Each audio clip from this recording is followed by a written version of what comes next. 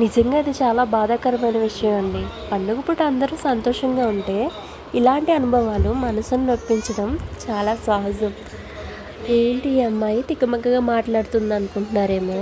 చెప్తాను. చివరి వరకు చూడండి. అసలుకి అలా అనొచ్చా లేదా అనేది మీరే చెప్పాలి నాకు. దయచేసి పక్కకు వచ్చేసి మిగతా వారికి కూడా దర్శనం కలిగించే అవకాశం కల్పించండి. బాలమ్మ నిలబడిపోతున్నారు అక్కడ నీ దగ్గర, కొంచెం త్వరగా బయటికి రావాలి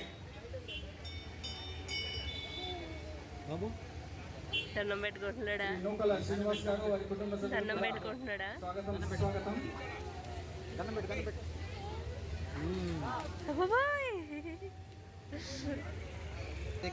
ఒక్క నిమిషం. చల్లపల్లి గోపి గారు వారి కుటుంబ సభ్యులు, రాజు గారు వారి కుటుంబ సభ్యులు కూడా స్వాగతం సుస్వాగతం.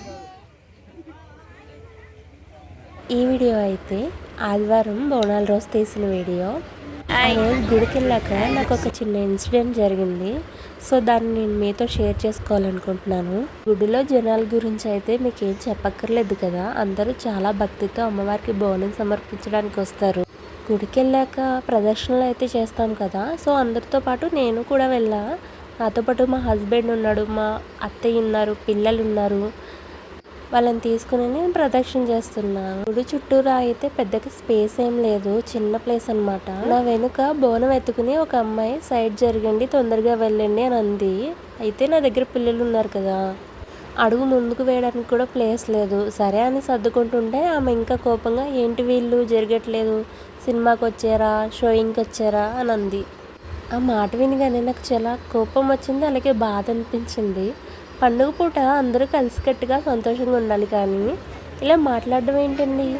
బోనం ఎత్తుకున్నప్పుడు సహజంగానే కాస్త ఆవేశం తొందర ఉంటాయిలే. అయినా సరేలే అనుకుని సైలెంట్ అయిపోయాను. అయినా ఇలాంటి వాళ్ళు కూడా ఉంటారా అనిపించింది నాకైతే. అసలు గుడికి వచ్చామంటేనే కొంచెం తొందర ఉండకూడదు, ప్రశాంతంగా ఉండాలి. నేనైతే బోనం ఎత్తలేదు. ఆమె పరిస్థితి నాకు అర్థమైంది. అయినా కూడా ఇలా అనడం కొంచెం కష్టంగా అనిపించింది. సో ఇలా అనొచ్చా అనకూడదా ఒకసారి మీరు చెప్పండి కామెంట్లో. అయితే ఆ రోజు ఈ డిసప్పాయింట్మెంట్లోనే ఉన్నాను. నేను ప్రసాదం కూడా సరిగ్గా తినలేదు. మా ఇంటి నుంచి కూడా ఒక బోనం వెళ్ళిందండి. మరి మేము ఎందుకు షోయింగ్ వచ్చినట్టండి చెప్పండి? అసలు గుడికి షోయింగ్కి వస్తారా? తిరిగి అనడానికి నాకు ఒక్క నిమిషం కూడా పట్టదు.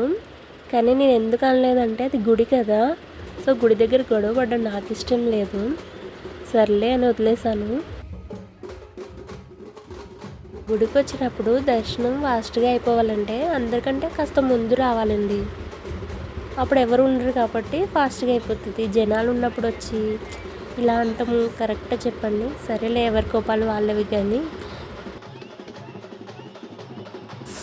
ఇంకా ఈరోజైతే ఈవినింగ్ మార్కెట్కి వెళ్ళినప్పుడు నాకు ఇక్కడ పోతురాజు ఇవి కనిపించారు. నేను ఎప్పుడు చూడలేదు, ఇదే ఫస్ట్ టైం చూడడం దగ్గరగా. నాకు భయం కూడా వేస్తుంది.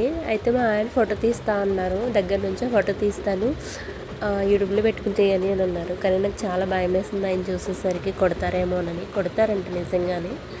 ఇక్కడ కూడా బోనం ఎత్తుకుని తిరుగుతున్నారు. ఊర్లో ఎలా అయితే మన సైడ్ అమ్మవారిని ఊరేగిస్తామో అలాగా ఇక్కడ తొట్టెలు ఉంటాయంట. సో వాటి గురించి నాకు సరిగ్గా తెలియదు. సో ఈ తొట్టెలు చూద్దామని నేను చాలాసేపు వెయిట్ చేశాను, బట్ రాలేదు. ఇంకా చూసి ఇంకా పిల్లలు ఏడుస్తున్నారని చెప్పేసి ఇంటికైతే బయలుదేరిపోయాము. ఇవాళ వ్లాగ్ అయితే ఇదన్నమాట. మీకు ఎలా అనిపించిందో కామెంట్ చేయండి. కొంచెం ముక్కు బాగాలేదు, అందుకనే వాయిస్ ఇలా వస్తుంది, అడ్జస్ట్ అవ్వండి. సో తెలుసు కదా మన channel Devi Ashok vlogs. So channel subscribe చేసుకోండి.